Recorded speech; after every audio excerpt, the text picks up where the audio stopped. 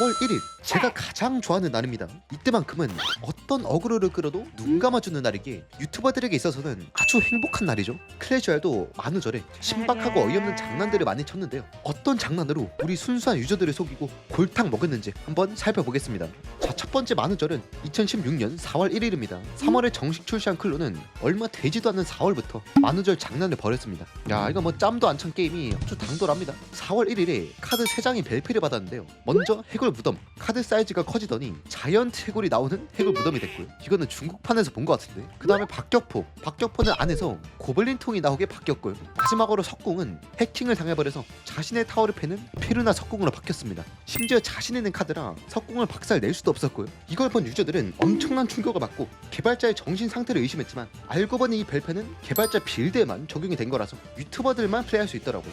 근데 실제로 해야 제맛인데 약간 감다디였습니다. 자, 다음은 2017년 만우절입니다. 그 당시 클래시알은 한창 클랜 배틀이 활발했는데요. 클랜에서 2대2로 다른 클랜과 전투를 벌여서 클랜 상자를 같이 먹을 수가 있었죠. 4월 1일에 슈퍼셀은 트위터에 한 사진을 올립니다. 클랜절의 미리 보기라는 제목의 이 사진을 보면 수많은 킹타워들이 있는데 바로 8대8 대전이고요. 현실적으로는 말이 안 되진 않죠? 네, 가능은 합니다. 아마 슈퍼셀도 테스트 해본 적이 있을 거예요. 다만 실제로 출시한다는 건 다시 한번 개발자의 정신 상태를 좀 의심해봐야 되는 수준이라서 유저들은 장난으로 만든 사진인 걸 눈치챘죠. 근데 슈퍼셀이 간악한 건 거짓말 안에 진실을 숨겨놨다는 겁니다. 사진 안에는 아직 출시하지 않은 엘릭서 골렘이 숨겨져 있었거든요. 만우절 사진인 척 유출을 해버린 미친 퍼셀. 또한 출시하지 못한 카드 곰덧도 볼 수가 있었습니다. 뭐 이 두 카드에 관해서는 영상이 따로 있기 때문에 보고 오시면 좋겠습니다. 만우절 농담 아니고. 자, 2018년 만우절 보겠습니다. 이제 당시 만우절 일주일 전에 슈퍼셀은 바바리안 통 출시를 예고했습니다. 바통이 곧 나올 예정이었죠. 근데 만우절 당일 또 하나의 카드가 공개되었는데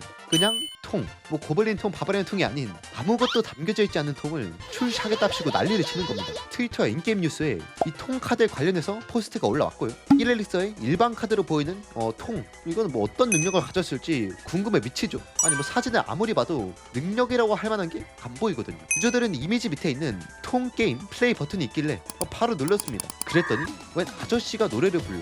뭐 개같은 상황이죠. 알고 보니 릭 롤이라는 유명한 낚시 영상이었고요. 그러니까 전세계 클로 유저들을 신규 카드로 인질 삼아서 바꿔버린 겁니다. 통이란 카드는 애초에 없었던 존재하지 않는 카드였죠. 야, 이런 거는 아주 머리가 잘 통하는 슈퍼셀. 근데 2018년 만우절 장난은 이게 끝이 아닙니다. 같은 날 이벤트 칸에서 터치다운 도전이 생긴 거 볼 수가 있었는데 그 도전에 들어간 유저들은 분노를 금치 못했습니다. 이것도 제대로 슈퍼셀한테 속아버린 것이죠. 이제 그 도전에 들어가면은 무조건 12승을 해야 나갈 수가 있었는데 이거는 패배칸도 없고 보상은 카드 한 장이라서 역대급 시간 낭비 노잼 도전인 것이었죠. 이 도전에서 이길 때마다 주는 카드에 초성을 따면 April Fools 만우절이었습니다. 그렇게 유저들은 강제로 노잼 터치다운 12승을 해야 되는 끔찍한 역사가 있었습니다. 2019년 만우절은 어땠을까요? 그 당시 4월 1일에는 밸런스 패치가 있었는데 플라잉 머신의 너프, 램라이더의 너프, 마녀의 버프 등 진짜 밸런스 패치처럼 공지가 떴습니다. 유저들은 이 밸런스 패치를 당연히 만우절 장난이라고 믿었고 심지어 이 벨페에는 마녀가 죽을 때 해골이 3마리가 나오는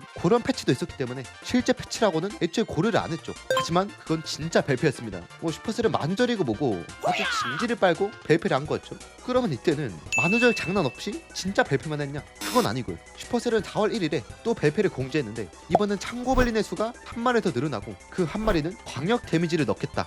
이렇게 공지를 했습니다. 아니 한 마리 늘어나는 것도 모자라서 광역 데미지까지 넣는다고? 근데 이거 만우절 장난이라기에는 뭔가 벨페 디테일이 그럴싸한데? 무슨 쌉소리죠?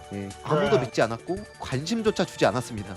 오히려 당시에 적용된 진짜 벨페에 관심이 많았죠. 그렇게 2019년 만우절은 노잼 만우절로 보내게 되었습니다. 자, 그러면 2020년 만우절은 과연 달랐을까요? 4월 1일 슈퍼셀은 한 영상을 올립니다. 바로 힐마법이 삭제됩니다. 대신 힐링 스피릿이 출시됩니다. 라는 영상이었죠. 유저들은 이 말을 과연 믿었을까요? 아니 만우절에 올린 영상을? 아니 이걸 보면 슈퍼셀은 만우절 때 뭔가 큰 걸 발표하는 걸 좋아하는 것 같습니다. 역으로 거짓말인 척 진실을 얘기해서 유저들을 농락하는 거죠. 뭐 당연히 유저들은 힐마법의 삭제가 만우절 농담이라고 생각했지만 진짜 삭제가 되었습니다. 그럼 만우절 농담은 뭘 했냐? 바로 4월 특별 퀘스트. 이때 생긴 퀘스트 내용을 보면 힐마법 써서 100번 이기기, 페카로 100만 데미지 넣기, 고블린 우리를 1000번 사용하기, 뭐 이런 무함마드 라이트도 하다가 핸드폰 집어 던질만한 그런 난이도였고요. 이 퀘스트는 기한도 이틀이었고 보상은 영웅카드 한 장, 이런 식으로 보상도 참 동기부여가 됐죠. 2020년 만우절도 이렇게 어이가 없는 장난이었고요. 2021년 만우절에는 새로운 게임 모드가 출시했는데 이름하여 완전 평범한 게임 모드. 아니 뭐 도대체 얼마나 평범하길래 이름부터 있다건지 보기 위해서 유저들은 게임을 들어가 봤더니 진짜 평범했습니다. 이러면은 그냥 칠승만 해서 마법 아이템 공짜로 얻을 수 있죠. 유저들은 잔뜩 흥분했고요. 근데 게임 플레이 중에 옆에 웬 레리가 나타납니다. 투명한 걸 보니 이 해골 병사는 유령인 듯 했습니다. 유닛들이 보지도 못하고 때릴 수도 없는 무적 레리가 나타난 거였죠. 물론 데미지는 해골 병사였기 때문에 타워에 붙어도 뭐 크게 상관은 없었지만 계속 가만히 놔두면 어느새 타워가 날아가 있었습니다. 이 레리를 잡을 수 있는 방법은 일법이나 얼법 같은 소환 데미지를 입히는 카드를 쓰거나 토네아 같은 스펠로 잡을 수가 있었죠. 하지만 분명 평범한 게임 모드를 하길래 들어간 유저들은 뭐 일법이나 토네 같은 카드를 들고 가지 않았겠죠. 당연히 유저들은 당황했고 실시간으로 지켜본 슈퍼셀은 행복하게 비웃었다고 합니다.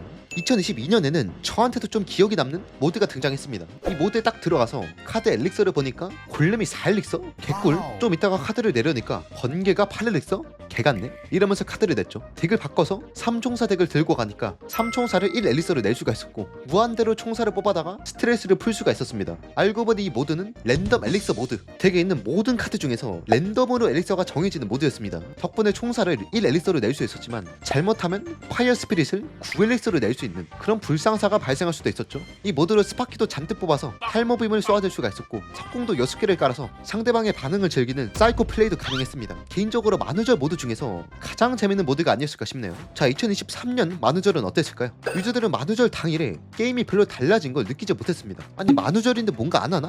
참 다 이렇네. 근데 어떤 유저가 혹시 몰라서 훈련 캠프에 들어가보니 뭔가 달라져 있었습니다. 일단 최다 교관의 체력이 푸세타워가 14,000, 아니 뭐 3대 500 치는 푸세? 킹타워는 23,000. 벌컵을 오지게 한 킹이었네. 근데 이 최다 교관의 미친 점은 또 있었습니다. 내는 카드들이 죄다 18레벨. 야, 이거는 그냥 랩발로 교관이 된 쌩 어이없는 경우였죠. 유저들은 이 지갑전사 교관을 이기기 위해서 아주 발악을 했습니다. 오랜만에 랩발의 고통을 느낀 랭커들도 신이 나서 최다 교관을 박살낼 덱을 준비해서 들고 갔죠. 근데 최다 교관은 거의 뭐 복염님이었습니다. 레벨만 겁나 높고 실력은 레전드였죠. 뭐 다른 의미로 레전드. 유저들은 처절한 도전 끝에 최다 교관을 이길 수가 있었고 무려 보상으로는 명예를 얻었습니다.